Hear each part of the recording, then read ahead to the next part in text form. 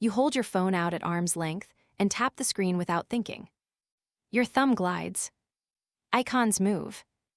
Text appears. You swipe harder than you need to, you toss the phone onto a table, you jam it into a pocket with your keys, and still the glass in front of you stays smooth and clear. Most days, it feels like it has always been this way. Screens you can trust. Glass you do not worry about. But that easy feeling is new. Not long ago, a screen like the one in your hand would have been a fragile promise. Scratch it with coins.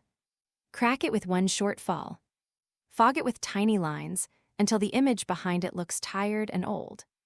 The jump from that world to this one runs through a strange chain of events that begins in the 1960s, vanishes into a filing cabinet for decades, and then explodes back into your life because one company panicked and one CEO picked up a phone.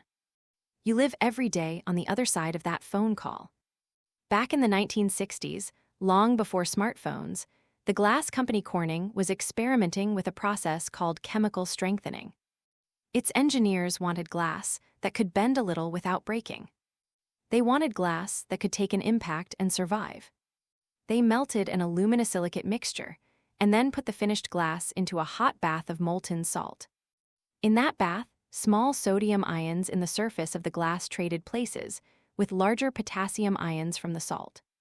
The larger ions packed in tight, squeezed together, and left the surface of the glass under deep compression. Inside, the glass stayed relaxed. On the outside, it was tense. That tension made the surface hard to crack. They called one version of this material Chemcor. Corning tested it for cars, phone booths, eyeglasses, and even prison windows. It was strong. It worked. But the market was not ready. Plastics and other materials were cheaper. Different priorities won. The process moved to a shelf in Corning's research history. The idea did not die. It just went quiet. Decades later, your world filled up with screens. Keys went into the same pocket as phones. Coin edges met soft plastic. Early mobile phones and music players carried displays with plastic covers. They scratched in days. They clouded in weeks. People complained. By the mid-2000s, a new kind of device was forming in labs in Cupertino. Apple was building a phone that was mostly screen. No tiny keyboard in front. No thick ridge around the display. Just a sheet of surface that your fingers could move across. For a while, that surface was plastic. Apple's engineers, including people like Jeff Williams, could see the problem. In pockets and bags, that plastic would rub against keys and coins and grit. It would pick up scars. Those scars would not just look ugly. They would interfere with touch. They would make the new device feel cheap. When Steve Jobs carried a prototype around, he watched it scratch. According to people who were there, he looked at the marks and said this was not acceptable. He wanted glass. Real glass. Clear. Hard. Resistant. Traditional display glass was too fragile for that job. So in 2006, Jobs did something simple and bold. He reached out to Corning. On the other end of the line was Corning's CEO Wendell. Corning made glass for many things. Optical fiber. Television panels. Laboratory ware. It did not make covers for phones. Not yet. According to stories told later, Jobs said he needed a strong, thin glass for a new device within months. Weeks told him Corning did not have a product like that in production. Jobs pushed back. He said he knew Corning could do it. That pressure turned into a crash project. Inside Corning, scientists and engineers dug back into the old work on chemically strengthened glass. They did not simply pull Chemcor off the shelf.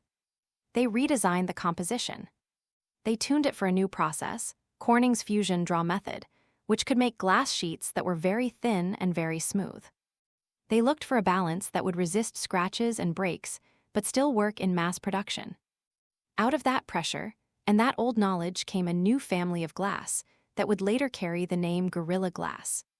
In Harrodsburg, Kentucky, an older Corning factory was about to change its role. It had made lenses and display glass for other technologies. Now it would become a core site for this new, tough cover glass. Furnaces, tanks, and lines shifted over. Workers had to learn new routines. The timeline was brutal.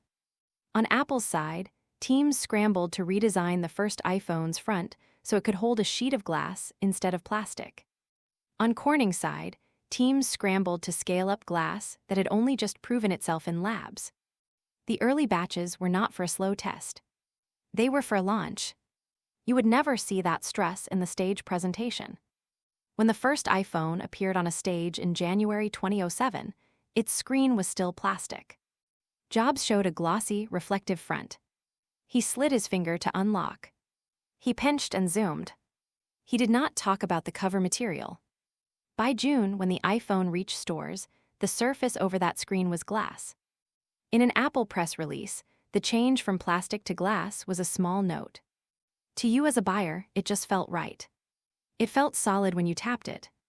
It stayed clear longer. That feeling turned into a quiet new expectation. The expectation that a screen on a device you carry and tap all day could also survive your pockets and your bags. You may still crack your phone. Drop it on tile at the wrong angle, and the glass will break. But look at what you put it through before that. You toss it onto hard tables. You slide it face down. You press cheap cables into ports. You wedge it into tight spaces in car doors and gym machines. Most of the time, the glass shrugs and keeps going. That everyday toughness is the product of invisible details. The chemical strengthening process pulls the surface of the glass into powerful compression. Microscopic flaws that would normally grow into cracks now stall. When your keys scrape the surface, the compressed layer resists the first tiny fractures. When your phone bends just a bit in your pocket, the inner tension holds the glass together. The glass is not unbreakable. It is just much more forgiving than the clear plates that came before it. This matters beyond comfort. It changes how designers at companies like Apple and Samsung think about devices. Before tough cover glass, screens had to hide. They sat down in plastic frames to avoid direct impacts. They were small so they would not flex. After Gorilla Glass proved itself, designers could push the screen to the edges. They could make the face of the device almost all glass. They could make phones thinner without surrendering as much to scratches. You can feel that change when you pick up older phones from the early 2000s. Small window. Thick plastic. Raised ridge. Modern devices, by contrast, are almost all display. The frame is a thin line around the edge. You rest your finger on glass most of the time. That flat, open surface is not just an aesthetic choice. It is a trust choice. It rests on the belief that the glass can take it. The story loops in other parts of your life too. Tablets, smartwatches, laptops with touch, public kiosks, car dashboards. Each one leans on some version of tough cover glass. It may be made by Corning. It may be a competitor's material. The details chain. The idea stays. Glass that is thin and clear and smooth, but also strong enough to live on the outside of things. Behind that idea sits a lesson that runs through modern science and engineering. Sometimes a discovery shows up long before you know what to do with it. Corning's work on Chemcor spent decades without a perfect match. It made sense in the lab. It did not find its market. Then, out of nowhere, a new kind of device needed exactly that kind of strength. When Apple called, Corning was ready not because it had predicted smartphones, but because it had kept basic research alive. For you, all of that compresses into the feeling that your screen just works. You flick through maps. You zoom photos. You drag video sliders back and forth. The surface stays clear and slick. It feels like part of your skin's world, not something you have to protect with both hands every second. There is a cost to that comfort. You carry your whole life behind a thin sheet.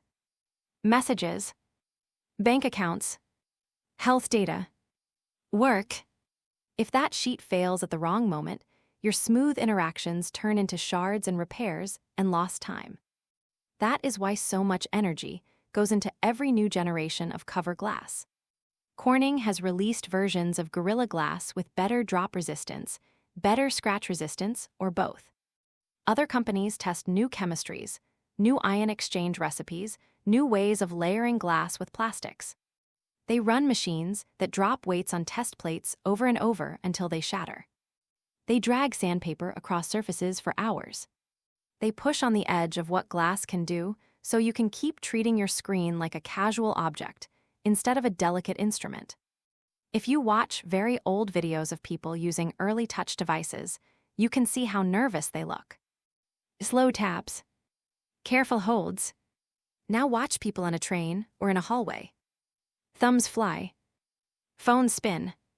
Screens slam down on tables. Tough glass and good design have changed your body language. Your hands trust something they never used to trust. Think about how often you clean your screen.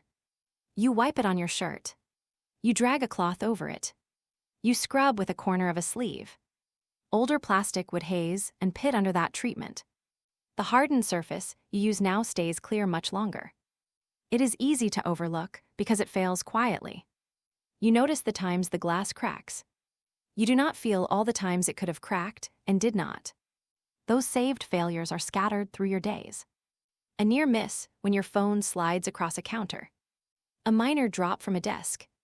A twist when you sit down too fast. Invisible wins that add up to a different relationship with your devices. Named people sit behind that invisible layer. Steve Jobs, who insisted that glass was worth the risk. Wendell, who took the call and turned old research back into a live project. Corning scientists, who refined the chemistry and the process. Apple's hardware teams, who rebuilt the first iPhone around a stronger front. Workers in Harrodsburg and other plants, who learned to pull, cut, and handle this sharp, dangerous, valuable material at scale. You rarely see their names in your settings screen, but you carry their work in your palms. Your own habits complete the loop. You may add a case. You may put on a thin plastic or tempered glass protector. You may baby a new phone for a few weeks and then relax. However you treat it, the starting point is far stronger than it used to be. You can afford to be casual because a quiet breakthrough in glass, revived and refined in the early 2000s, gave your screen more room to survive. The next time you feel your phone hit a table a little too hard and notice, with relief that the screen is still clear, you are feeling the echo of that. You are feeling a decision to invest in materials science decades before anyone could show a return. You are feeling a 5-month scramble between a device company in California and a glass maker in New York. You are feeling the long, slow story of how a forgotten piece of glass research turned into the smooth, bright surface you tap all day. And the next time you hold your phone out at arm's length and tap the screen without thinking, you will know that the glass under your thumb is not just a window into your apps. It is the last, thin product of a quiet revolution in how you protect the fragile things you use most. If you liked this video, do like and subscribe to this channel. Comment below on which scientist would you like to watch next.